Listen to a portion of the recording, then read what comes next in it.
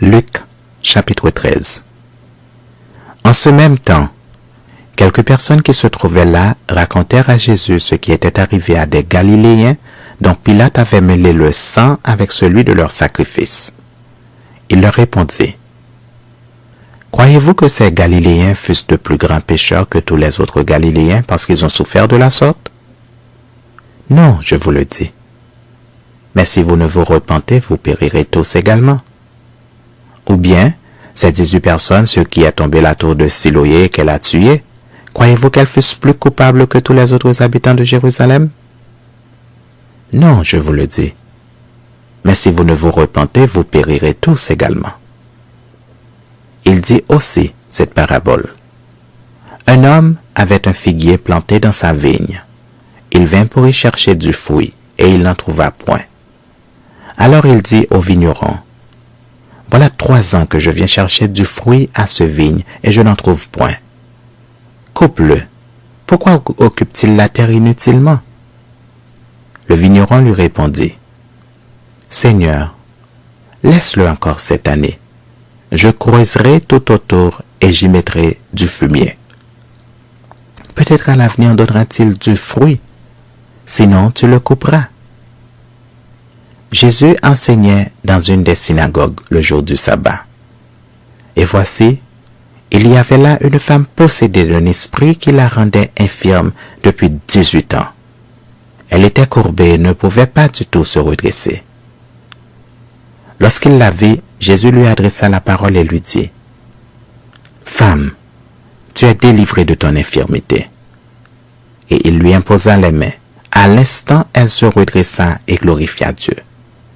Mais le chef de la synagogue, indigné de ce que Jésus avait opéré cette guérison un jour de sabbat, dit à la foule, « Il y a 6 jours pour travailler, venez donc vous faire guérir ces jours-là, et non pas le jour du sabbat. » Hypocrite, lui répondit le Seigneur, est-ce que chacun de vous, le jour du sabbat, ne détache pas de la crèche son bœuf ou son âne pour le mener boire?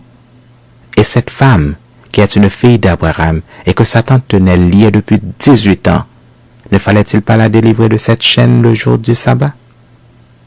Tandis qu'il parlait ainsi, tous ses adversaires étaient confus, et la foule se réjouissait de toutes les choses glorieuses qu'il faisait. Il dit encore, « À quoi le royaume de Dieu est-il semblable? Et à quoi le comparerai-je? Il est semblable à un grain de sénévé qu'un homme a pris et jeté dans son jardin. Il pousse, devient un arbre, et les oiseaux du ciel habitent dans ses branches. » Il dit encore, « À quoi comparerai-je le royaume de Dieu? Il est semblable à du levain qu'une femme a pris et mis dans 3 mesures de farine pour faire lever toute la pâte. » Jésus traversait les villes et les villages, enseignant et faisant route vers Jérusalem.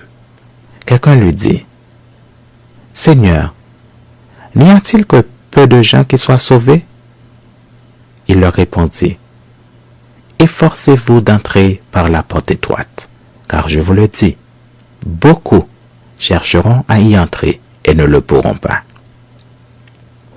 Quand le maître de la maison se sera levé et aura fermé la porte, et que vous, étant dehors, vous commencerez à frapper à la porte en disant, « Seigneur, Seigneur, ouvre-nous !»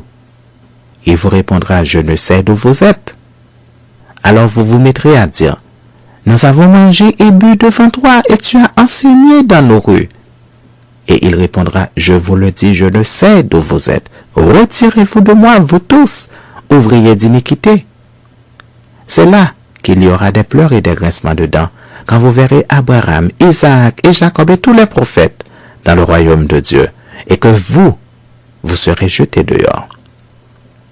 Il en viendra de l'Orient et de l'Occident, du Nord et du Midi, et ils se mettront à table dans le royaume de Dieu. Et voici, il y en a des derniers qui seront les premiers, et des premiers qui seront les derniers.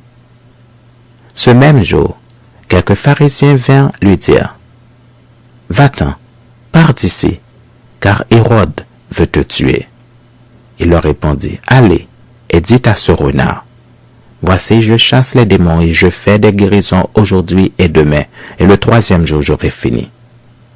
Mais il faut que je marche aujourd'hui, demain et le jour suivant, car il ne convient pas qu'un prophète périsse hors de Jérusalem. Jérusalem, Jérusalem qui tue les prophètes et qui lapide ceux qui te sont envoyés. Combien de fois ai-je voulu rassembler tes enfants comme une poule rassemble sa couvée sous ses ailes, et vous ne l'avez pas voulu. Voici votre maison vous sera laissée, mais je vous le dis, vous ne me verrez plus, jusqu'à ce que vous disiez, béni soit celui qui vient au nom du Seigneur.